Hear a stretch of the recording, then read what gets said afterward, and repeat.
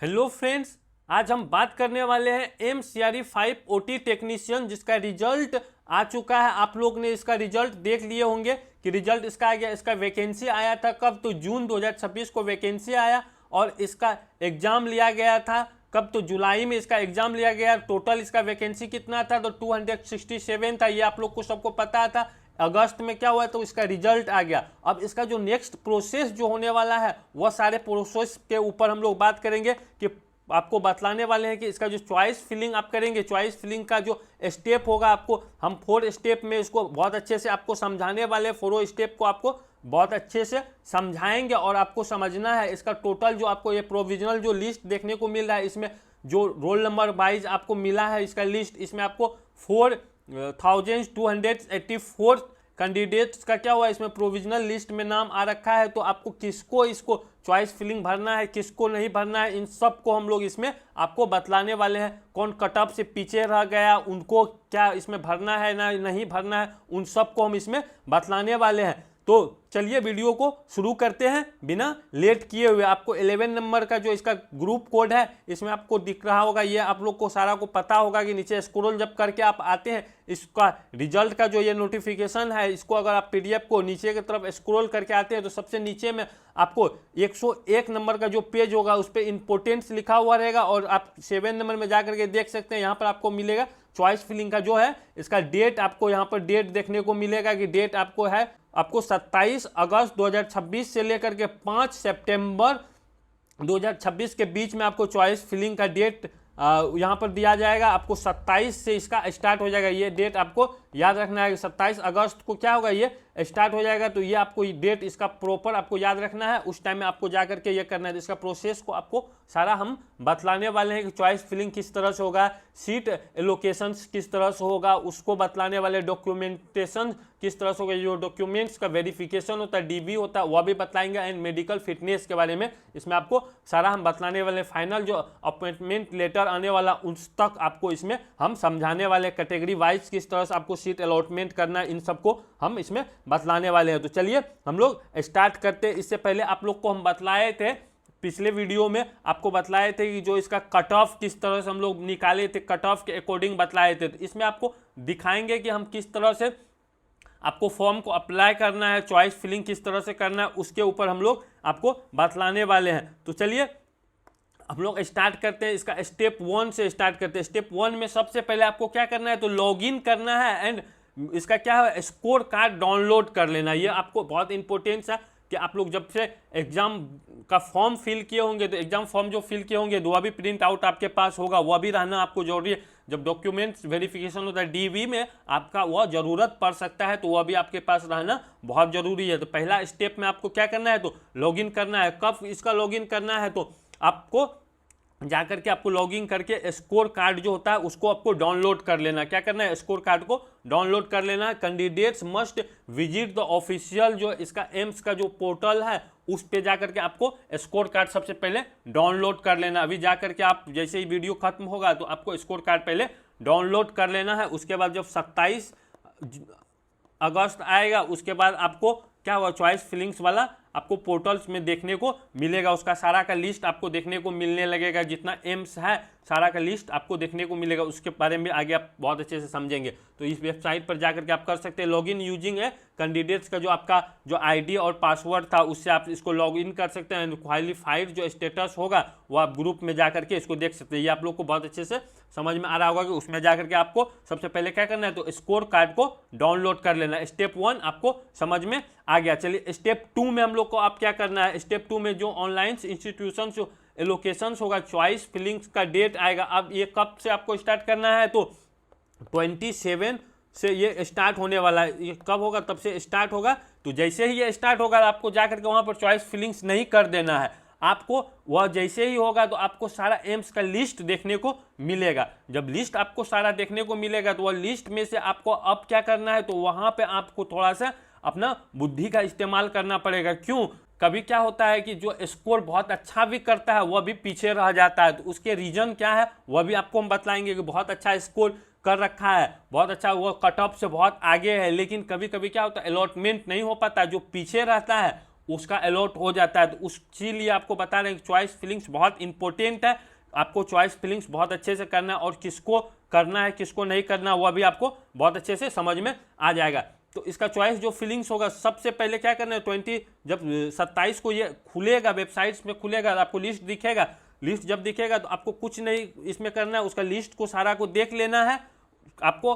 उसके बाद pen paper पे आ करके, पेन पेपर पे आने के बाद आपको मेरिट के अकॉर्डिंग क्या करना है, आपको जब इसका नोटिफिकेशन आया था, जब नोटिफिकेशन आया था, चलिए नोटिफिकेशन आपको पहले दिखलाते हैं। जो ये नोटिफिकेशन जब आया था तो नोटिफिकेशन में क्या था, तो सारा आपको ये नोटिफिकेशन जो देखने को मिला था, तो कब, तो बोलिएगा कि जो हमारा जून में जो आया था, जून 2026 में जो इसका नोटिफिकेशन आया था, उसमें ये आपको देखने को मिला होगा। आप अगर अब तक नहीं अच्छे से पढ़े हैं तो आपको नोटिफिकेशन जा करके पढ़ना है। इसका नोटिफिकेशन अगर आपको चाहिए, अगर अब तक डाउनलोड नहीं किए हैं तो दोनों नोटिफिकेशन, रिजल्ट और इसका जो नोटिफिकेशन आया था, ये दोनों PDF आपको हमारे टेलीग्राम से जा करके जुड़ करके वहाँ से आपको मिल जाएगा, वहाँ से आप इसको डाउनलोड करके पढ़ सकते हैं। तो उसमें आपको देखने को मिल रहा होगा कि इसका क्या क्या क्वालिफिकेशन था।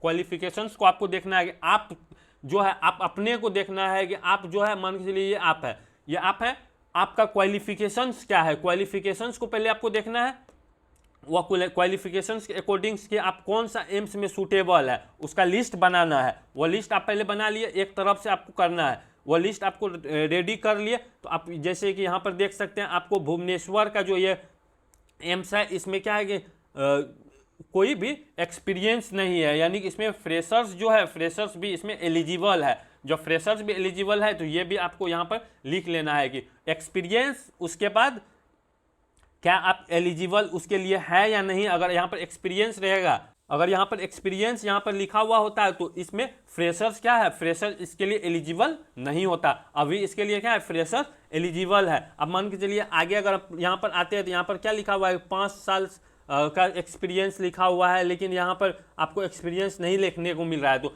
इसमें जो अब देवघर में अगर जाएगा तो एक्सपीरियंस वाला ना, सिर्फ इसको चॉइस फिलिंग्स में इसको भरेगा तो उसको मिल सकता है। अगर आप फ्रेशर इसमें आप देवघर को अगर चूज कर लीजिएगा तो आप क्या हो सकते हैं, इससे वंचित हो सकते हैं, आपको ये नहीं मिलेगा। तो इस चीज़ को आपको समझना है कि आप किसके लिए, कौन पोस्ट के लिए एलिजिबल है, वो आपको देखना है। अब ये आपको इस वाला को देख लिया, अब आगे आप चलिए, इसमें और एक आपको देखने को मिल रहा होगा सीट अलॉटमेंट। सीट अलॉटमेंट्स में कैटेगरी वाइज भी आपको देखना होता है कि कैटेगरी वाइज और कितना सीट सबसे अधिक है, उस वाले को आपको चूज करना सबसे पहले।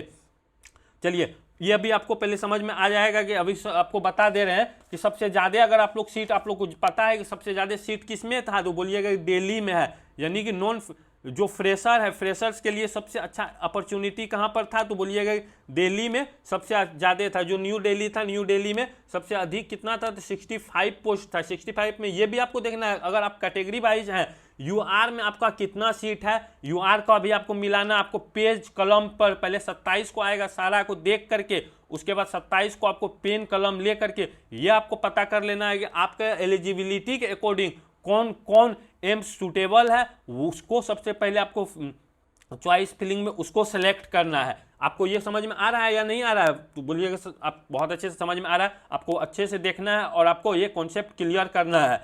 उसके बाद EWS में जैसे 6 है, तो इस तरह से आपको देखना है कि आप OBC अगर है तो OBC में आपको कौन सा एम्स में सबसे अधिक है, वो भी सीट भी देखना है। साथ में आपको एक्सपीरियंस भी देखना है। अगर आप एक्सपीरियंस वाले हैं तो आप अगर उसके लिए एलिजिबल हैं तो आप उस एम्स का सिलेक्ट कर सकते हैं। ये आपको क्लियर हो गया। ये आपको मेन आपको जो इंपॉर्टेंस बात था वो आपको इसमें समझ में आ गया होगा। वही अगर आप देखते हैं सबसे अधिक आपको कहाँ दिल्ली में देखने को मिल रहा है, तो दिल्ली में क्या है, तो यहाँ पर नॉन एक्सपीरियंस वाले भी क्या कर सकता है, इसके लिए अप्लाई कर सकता है। यानी कि नॉन एक्सपीरियंस जो है वह भी इसमें अप्लाई कर सकता है। लेकिन वही आप अगर देखते हैं भोपाल में सेकेंड में सबसे ज़्यादा किसका है, तो भोपाल में है। भोपाल का आपको देखने को मिलेगा, हाँ भोपाल जो है यहाँ पर भोपाल को आपको देखने को मिलेगा, इसमें 35 है। लेकिन इसमें क्या है, तो एक्सपीरियंस है। इसमें आपको भोपाल में क्या देखने को मिल रहा था, तो एक्सपीरियंस आपको भोपाल में देखने को मिल रहा होगा। चलिए भोपाल वाला आपको दिखा देते हैं। न्यू दिल्ली यहाँ पर आपको देखने को मिल रहा है। भोपाल में आप देखिए BSc anaesthesia and operation theatre है, यहाँ पर टेक्नोलॉजिस्ट है।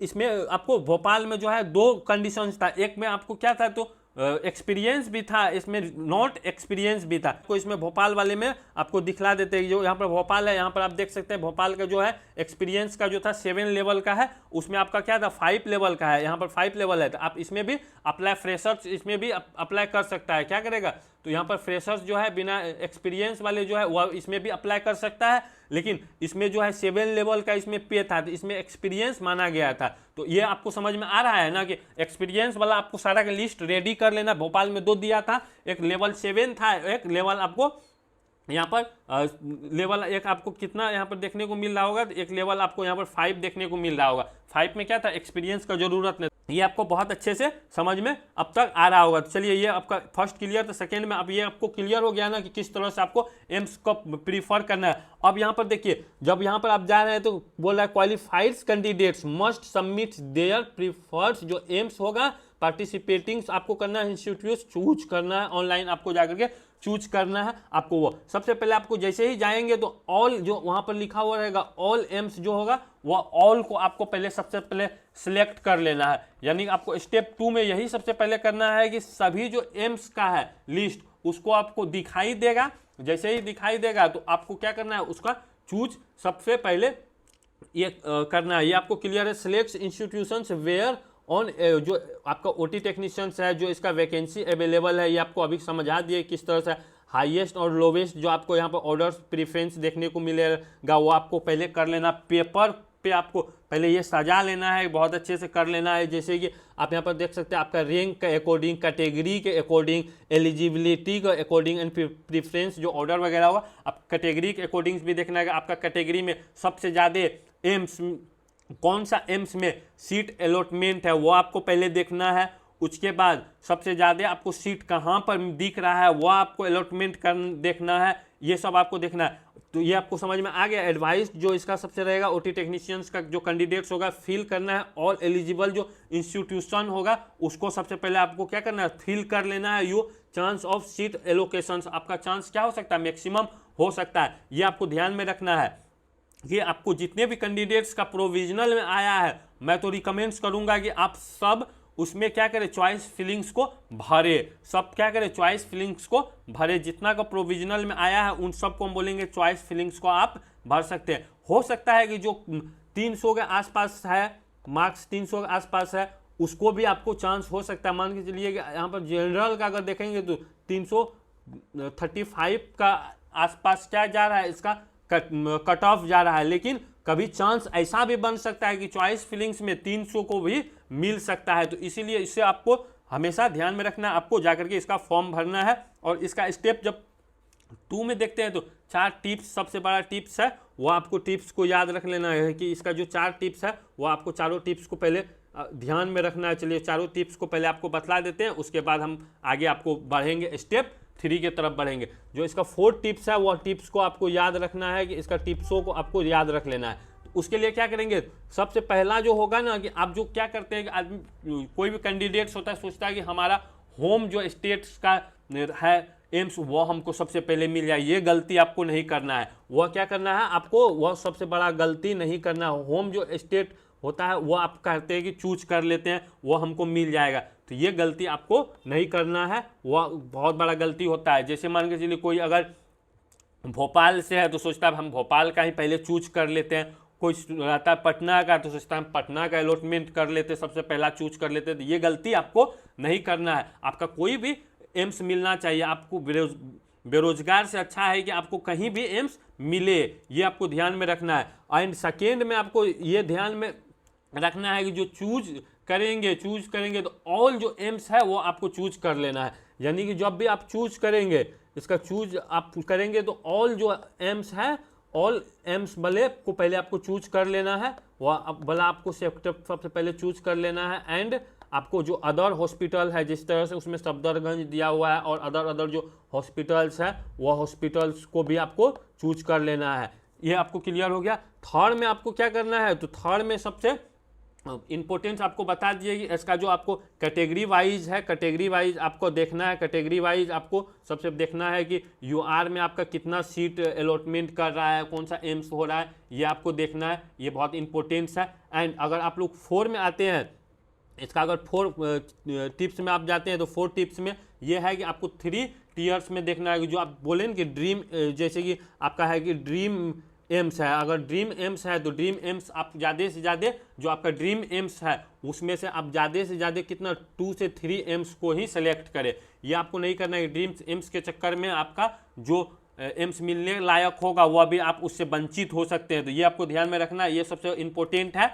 एंड और दूसरा आपको क्या इसमें और एक चीज़ आपको याद रखना है कि जितने भी न्यू एम्स अभी बना है, न्यू एम्स के जो है न्यू एम्स में आप कम से कम 4 से 5 जो न्यू एम्स बना है, न्यू एम्स का आप लिस्ट देख सकते हैं, आपको गूगल वगैरह से ऑनलाइन माध्यम से मिल जाएगा न्यू एम्स कौन कौन है। अगर उसमें आप एलिजिबल रहते हैं, यानी एलिजिबल का मतलब ये है कि आप एक्सपीरियंस है, नॉन एक्सपीरियंस है, कैटेगरी वाइज है, क्या आपका उसमें कितना सीट है, वह सब का डाटा आपको बनाना है, वह काम आपका है। उससे आपको पता चलेगा आप कौन सा कैटेगरी से हैं, आप क्या है, तो वह आपको न पता है, तो उसके अकॉर्डिंग से आपको करना है। उसमें से आपको 4 से 5 एम्स उसमें से चूज करना है। न्यू में क्या होता है कि जो बहुत रैंकर होता है, हाई रैंकर होता है, तो वह वहाँ पर जाना नहीं चाहता है, तो वह उसमें बचा ही रहता है, तो कम जो मार्किंग वाला है उसको उसमें मिलने का चांस हो जाता है। ये आपको क्लियर हो गया ना, ये आपको क्लियर हो गया। उसके बाद नेक्स्ट और एक चीज़ आपको याद रखना है कि आपको ज्योग्राफिकल भी आपको देखना है। कई क्या होता है, कई कैंडिडेट्स ज्योग्राफिकल के कारण क्या करता है, अपना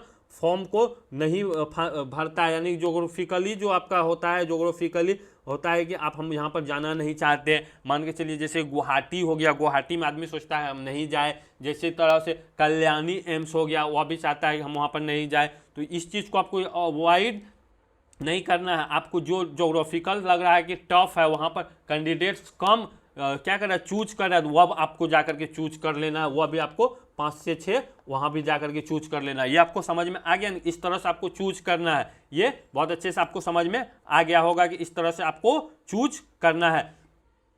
अगर हमारे चैनल पे आप नए हैं तो वीडियो को लाइक एंड चैनल को सब्सक्राइब जरूर कर दीजिएगा, क्योंकि आपके लिए हम इन्फॉर्मेशन सबसे पहले लेकर के आते हैं। आपका सही गाइडेंस के लिए हम हमेशा तत्पर रहते हैं। जिस तरह से नोटिफिकेशन आता है हम आपको बताने का कोशिश करते हैं कि आप सही रास्ते पर रहें, आपको कोई गलती ना हो जिससे कि आप वंचित हो सके। चलिए आगे हम लोग बढ़ते हैं। आगे आपको स्टेप 3 में आपको बतलाने वाले हैं कि जो मैंडेटरी जो डॉक्यूमेंट्स वेरिफिकेशन होता है, डीबी जो होता है, डीबी आपको याद रखना। ये आपको समझ में आ गया ना कि कब से 27 जो है अगस्त से लेकर के आपको 5 सितंबर तक इसका डेट रहने वाला है। ये ध्यान में रखना है, इसमें आपको भूल मत जाना है कि ये करना है। 27 को जैसे ही आएगा आपको जाकर के लिस्ट देख लेना है। 27 को आपको हड़बड़ा करके नहीं करना है। 27 को सारा आपको क्या करना है, पेज पर निकाल लेना है, जो आपको अभी सारा बतलाए हैं वह सारा निकाल करके उसके बाद आपको 28 को जाकर के फिल करना है, यानी चॉइस फिलिंग करना है। ये आपको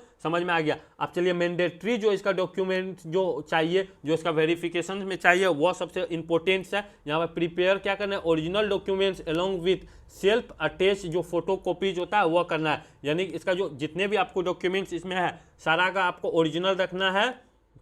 ओरिजिनल जो है वह आपको रखना है। उसके बाद आपको क्या करना है, तो कॉपीज जो होगा ये कॉपीज करना, हर एक का एक एक कॉपीज आपको होना चाहिए। और हर एक कॉपीज के नीचे में आपको क्या करना है, तो सिग्नेचर आपका होना, वहाँ पर सिग्नेचर भी होना बहुत ज़रूरी है। सब पे आपको सिग्नेचर करके रख लेना। ये आपको ध्यान में रखना है कि आप चॉइस फिलिंग जो किए हैं तो डॉक्यूमेंट्स आपको रेडी रखना है। या हो सकता है आपके पास मेल आ जाएगा तो आप हड़बड़ हो जाएंगे कि अब हमको डॉक्यूमेंट्स वेरीफाई के लिए जाना है, तो आप इतना नहीं आपको करना है। जिस तरह से आप जैसे ही चॉइस फिलिंग्स को भर लिए, चॉइस फिलिंग्स को भरे हैं, आप जा करके अप्लाई कर सकते हैं। आप वहाँ पे आप रख सकते हैं, आप अपना जितना भी ओरिजिनल डॉक्यूमेंट्स है उसका कॉपीज है उन सबको आप एक जगह कलेक्ट करके उसको रख ले, जितना भी आपको बतलाते हैं। जैसे एज और आइडेंटिफाई जो प्रूफ के लिए आप क्या क्या हो सकता है, तो क्लास का जो 10th क्लास है उसका मार्कशीट आपके पास होना चाहिए, या बर्थ जो होता है बर्थ सर्टिफिकेट वह होना चाहिए। एक आपको हो गया आधार कार्ड हो गया, पैन कार्ड हो गया, गवर्नमेंट फोटो आईडी वगैरह हो गया, इन सबको आपके साथ रख लेना। सबका एक एक कॉपीज भी आपको करके रखना है, उसके नीचे आपको सिग्नेचर कर लेना है। ये आपको क्लियर होगा। दूसरा में एकेडमिक जो क्वालिफिकेशन है उसके लिए आपको क्या क्या रखना है, तो डिग्री जो आपका है, मान के चलिए अगर कोई डिप्लोमा वाला है तो डिप्लोमा का जो आपके पास एकेडमिक जो क्वालिफिकेशन है वो आपको मार्कशीट रखना है, उसका डिग्री आपको रखना है। जो डिग्री वाले हैं, जो बीएससी वाले हैं, बीएससी वाले अपना डिग्री रखेंगे। अगर उससे भी ज़्यादा आपको आपके पास अगर हायर क्वालिफिकेशन है वो भी आपके पास रहना चाहिए। जो ऑपरेशन थिएटर से रिगार्डिंग्स जो होगा उन सबको आपके पास रखना चाहिए। एनेस्थेसिया से रिलेटेड होगा जो आप का हायर एजुकेशन है वो आपको रखना। ऑल सेमेस्टर या ईयरली जो मार्कशीट है वो आपके पास रहना चाहिए। इंटर्नशिप जो आप लोग कंप्लीट किए उसका सर्टिफिकेट आपके पास रहना चाहिए।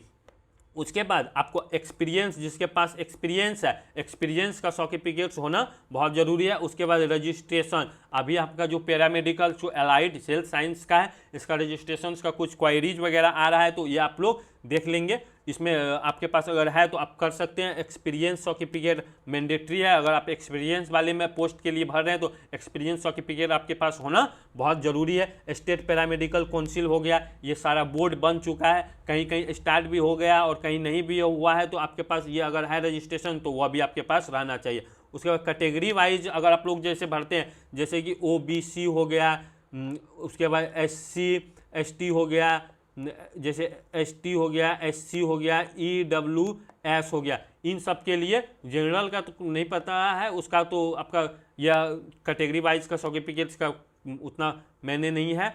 आपके सबसे ज़्यादा किसका ST और SC जो है इसका सर्टिफिकेट आपके पास होना चाहिए। कैटेगरी का जो सर्टिफिकेट होता है वो होना चाहिए। OBC का जो NCL होता है, नॉन क्रिमिनल जो सर्टिफिकेट होता है वो आपके पास होना चाहिए, अगर वह नॉन क्रिमिनल से अगर NCL से आप भरे हैं तो। और उसके बाद EWS, जो जनरल वाले को EWS मिला है, EWS का भी सर्टिफिकेट आपके पास होना चाहिए। OBC NCL है, उसके बाद EWS must be in central governments जो फॉर्मेट होता है वो आपको वैलिड होना चाहिए। एक चीज़ और आपको याद रखना है, ये सारा जो डॉक्यूमेंट्स आप देख रहे हैं ये आपको फाइनेंशियल जो ईयर होता है, अपना जो फाइनेंशियल ईयर होता है, जिस तरह से अभी 26 चल रहा है तो आपको 26 का फाइनेंशियल ईयर क्या होगा, तो बोलिए फाइनेंशियल कब से कब तक हम रहता है, तो आप लोग को पता होगा कि एक अप्रैल से लेकर के कितना होता है, 31 मार्च तक आपका फाइनेंशियल जो ईयर होता है उसका उसी का बीच में इसका सर्टिफिकेट्स का आपका जारी होना चाहिए, उसी का डेट होना चाहिए। अगर नहीं अब तक आपका है तो आप जा करके बनवा ले। उसके बाद एग्जाम डॉक्यूमेंटेशन में जैसे कि MCRE आप लोग अप्लाई किए थे फॉर्म, वह होना चाहिए। एडमिट कार्ड आपके पास होना चाहिए। स्कोर कार्ड अभी जो बोले डाउनलोड करने के लिए वो आपको डाउनलोड करना है। NOC यानी कि आप अगर गवर्नमेंट में अगर कहीं जॉब कर रहे हैं तो आपके पास NOC होना बहुत ज़रूरी है। NOC आप लोग पढ़े थे ना, उसका जो नोटिफिकेशन आया था उसमें NOC के बारे में साफ साफ लिखा हुआ था कि जुलाई जो था 8 जुलाई से पहले का आपके पास NOC होना चाहिए। ऑटोनोमस जो इंस्टीट्यूशन है वह अगर आप प्राइवेट ऑर्गेनाइजेशन से है, ये सब अगर है तो आपके पास नहीं भी है तो चलेगा। ये आपको बहुत अच्छे से समझ में आ गया होगा। तो चलिए आगे हम लोग नेक्स्ट अब बात करते हैं कि इसका स्टेप 4 में हम लोग क्या करना है। तो स्टेप 4 में मेडिकल एग्जामिनेशन होता है, उसके बाद फाइनल जो ज्वाइनिंग होता है वो आपको पास अपॉइंटमेंट जो लेटर होगा वो आपके पास जारी कर दिया जाएगा। तो उसके लिए आपको क्या करना है, तो आप मेडिकल जो इसका एग्जामिनेशन है इसमें आपको घबराने का बहुत बड़ी बात नहीं है। अब कोई कहेगा कि मेरा क्या है आई में प्रॉब्लम है, तो ये आपको चश्मा लगाते हैं तो ये सब बहुत बड़ी बात नहीं होता है। इसमें क्या होता है, तो HIV टेस्ट होता है, HB वायरल जो संक्रमण जो होता है इन सब से रिलेटेड आपसे बात करा जाएगा, ये आपको देखा जाता है। उसके बाद आपका जो आफ्टर जो सक्सेस फुल जो डॉक्यूमेंटेशन वेरिफिकेशन हो जाएगा तो उसके बाद एलो कर दिया जाएगा। आपके पास जो एम्स होगा वो आपको एलो कर दिया जाएगा। जो ये वायरल जो होता है ना डिजीज, इसी का सिर्फ आपको देखा जाता है। नॉर्मल आपका एग्जामिनेशन होता है, जो मेडिकल एग्जामिनेशन होता है वो आप पास ही कर लेंगे। उसके बाद आपको क्या करना है, इशू करना है, इसका इशू होगा, ऑफर अपॉइंटमेंट होगा, उसके बाद जाकर के आपको ज्वाइनिंग कर लेना। ज्वाइनिंग का लेटर कुछ दिन में आपके पास आ जाएगा। विल रिसीव द जो इसका अलॉटमेंट होगा वो आपका joining instructions through the official portals पर आपको रजिस्टर्स ईमेल ID पर क्या होगा वह भेज दिया जाएगा। मेडिकल फिटनेस एग्जामिनेशंस क्या होगा, कैंडिडेट्स जो अंडर होगा अलॉट हो जाएगा, उसके बाद आपका इंस्टीट्यूशन अलॉट हो जाएगा। Final joining will be completed only after DV clearance medical fitness and institutions approvals के बाद आपको हो जाएगा। Important failure to submit choice, यानी सबमिट जो चॉइस करेंगे उसके बाद invalid certificates and ineligible may be lead to consultation of candidate, यानी इसका क्या हो सकता है, आपको कैंसिल भी कर दिया जा सकता है। अगर आप में का डॉक्यूमेंट में कोई आपका फर्जी हो गया, इनवैलिड सर्टिफिकेट वगैरह अगर मिल गया तो आपको क्या कर सकता है, तो उससे वंचित कर सकता है। ये अब तक आपको समझ में आ गया कि इसमें इसका किस तरह से प्रोसेस होगा, वो क्लियर हो गया। आपको इसमें बतला देते हैं कि किसको भरना है, किसको नहीं भरना है। अगर आप ये वाला वीडियो पिछला वीडियो अगर देखे होंगे, रिजल्ट पे जो हम लोग वीडियोज बनाए थे, उसमें आपको जिस तरह से बताए थे कि फाइनल हम लोग निकाले थे, फाइनल जो इसका कट ऑफ आया था कि फाइनल कट ऑफ इसका जनरल का जो था 335 था, उसके बाद ओबीसी का जो था 330 था, ईडब्ल्यूएस का 320 था, एससी का 315 था, एसटी का 300 था। ये कोई ऑफिशियल नहीं है, ये हम क्या किए थे, सारा डाटा के अकॉर्डिंग इसमें तय किए थे। इसका आपका लिंक डिस्क्रिप्शन में दे देंगे ये वीडियो का, उसमें आप जा करके समझ सकते हैं किस तरह से हम लोग निकाले थे। तो इसमें से किसको भरना है, किसको नहीं भरना है। इसमें जैसे जनरल है, ईच में क्या करना है, आपको 30 माइनस कर लेना है, यानी कि 30 माइनस कर लेना है। 30 माइनस करके आपको जितना होगा, 30 माइनस करके जिसका जो स्कोर आ रहा है उस पे जा करके आप इसको आराम से अप्लाई कर सकते हैं। अगर आपको मन है कि जिसका प्रोविजनल में आया है तो आप सब भी अप्लाई कर सकते हैं, लेकिन 30 वाला जो है, इससे नीचे जो 30 होगा, मान के चलिए इसका जो जनरल का अगर किसी का 300 है तो उसको भरना मोस्ट इम्पोर्टेंट है। उसके बाद ओबीसी है, ओबीसी में अगर आप लोग 300 कम करते हैं तो इसका मान के चलिए 95 के आसपास जो है, तो 95 वाला इसको अप्लाई आप जा करके चॉइस फिलिंग्स कर सकते हैं, यानी कि 295 वाला इसमें अप्लाई कर जाकर कर सकते हैं। इसमें अगर आप लोग कम करते हैं तो इसमें अगर हम लोग आकर के अगर बैक होते हैं तो 30 हम बोल रहे हैं ना, 30, तो इसी अराउंड में आपको जा करके करना है। तो इसका अगर बोलते हैं तो इसका 200 कितना पर जाइएगा, तो मान के चलिए इसका 290 या 85 भी, 90 या 85 होगा तो वह भी जा करके आप इसका चॉइस फिलिंग्स को भर सकते हैं। क्या ये बहुत मोस्ट इम्पोर्टेंट है। और अगर आप इधर जो है, इधर 250 वाले सब जितना है वह भी आप जाकर के इसमें फिल कर सकते हैं। अगर आपका मन है, कोई भी कैटेगरी में आते हैं, अगर 250 आपका स्कोर आ रखा है तो आप जा करके इसको फिल कर सकते हैं, चॉइस फिलिंग कर सकते हैं। हो सकता है आपके पास आपका डीवी के लिए बुला सकता है। तो ये आपको ध्यान में रखना। आपको जो उसमें टेक्निक बतलाए हैं कि किस तरह से इसमें चूज करना है, इसका आपको टेक्निक्स का इस्तेमाल करके इसका पहले आपको नोटिफिकेशन वाले पीडीएफ को निकाल लेना है और सारा पोस्ट के अकॉर्डिंग कि कितना पोस्ट इसमें आया है, जिस तरह से यहाँ पर अभी हम बतलाएं कि आपको कि इसका न्यू दिल्ली में जिस तरह से आपको है ओबीसी का इतना है, एसटी का इतना है, एससी का इतना है, यूआर का इतना है, सबसे अधिक इसमें पोस्ट है। तो इसी तरह से आपका सारा पोस्ट को जितना यहाँ पर 27 है, 27 को आपको जा करके निकाल करके रखना है कि आप किस में एलिजिबल हैं। फिर यहाँ पर आपको एलिजिबिलिटी जो यहाँ पर क्वालिफिकेशंस का जो क्राइटेरिया दे रखा है, इसको आपको जा करके देख करके दोनों को मिला करके पेज एंड पेपर पे इसको आपको अस्थिर से पूरा माइंड को अस्थिर करके लिख करके उसके बाद जा करके आपको चॉइस फिलिंग करना है। फर्स्ट, सेकेंड, थर्ड, फोर्थ किस तरह से आपको चूज करना है, ये आपको अब तक बहुत अच्छे से क्लियर हो गया होगा। अगर इससे रिलेटेड अगर कोई क्वायरीज है तो हमारे कमेंट बॉक्स में आप हमें बता सकते हैं, हम उसका आंसर आपको जरूर देंगे। एंड अगर आप ओटी से रिलेटेड और तैयारी करना चाहते हैं, नेक्स्ट जो सीआरई आने वाला है, नेक्स्ट सीआरई के लिए अगर आप तैयारी करना चाहते हैं तो हमारे चैनल आपके लिए बहुत इम्पोर्टेंट सा, आप जाकर के नेक्स्ट सीआरई के लिए हमारे चैनल पे आप तैयारी कर सकते हैं। आप एक बार जरूर हमारे चैनल को विजिट कीजिएगा, आपको हर एक टॉपिक से रिलेटेड वीडियोज मिल जाएगा। हर एक कॉन्सेप्ट के ऊपर हम बात करते हैं, हमेशा हम कॉन्सेप्ट के ऊपर बात करते हैं। इसका जो सीआरई जो है, सीआरई का PYQs भी आपको मिल जाएगा। PYQs कभी भी जो एग्जाम का तैयारी करते हैं तो PYQs के अकॉर्डिंग ही आपको तैयारी करना है। इससे क्या होता है, आपका कॉन्सेप्ट क्लियर रहेगा कि किस तरह का एग्जाम में क्वेश्चंस पूछा जाता है, वो आपको स्मार्टली क्या करना है, तो स्मार्टली इसका तैयारी करना है। ये नहीं है कि आपको रटते रहना है, जो नहीं भी आएगा वह भी जाकर के आप पढ़ते हैं। क्या कि दिसंबर में आने का चांस है, सीआरई का आने का चांस है, चाहे ESIC हो गया, कोई भी गवर्नमेंट एग्जाम है, उसके लिए हम प्रॉपर तैयारी करवाते हैं। तो हमारे चैनल पर आप जा करके देख सकते हैं। आपके लिए हम कॉन्सेप्ट पे पहले तैयारी करते हैं, पहले उसका थ्योरी देखते हैं, थ्योरी के बाद फिर उसका MCQs पे तैयारी करवाते हैं। आई होप अब तक आपको ये बहुत अच्छे से क्लियर हो गया होगा। तो आप अपना सारा डॉक्यूमेंट्स को रेडी कर ले, आप चॉइस फिलिंग्स जा करके अपने टाइम के साथ कर ले। अगर नेक्स्ट वीडियो में और कोई आपको चाहिए टॉपिक्स पे, अगर आपको डिस्कशन चाहिए तो हमारे कमेंट बॉक्स में आप हमें बता सकते हैं, आपको हम वह टॉपिक पे भी वीडियो जरूर लेकर के आएंगे।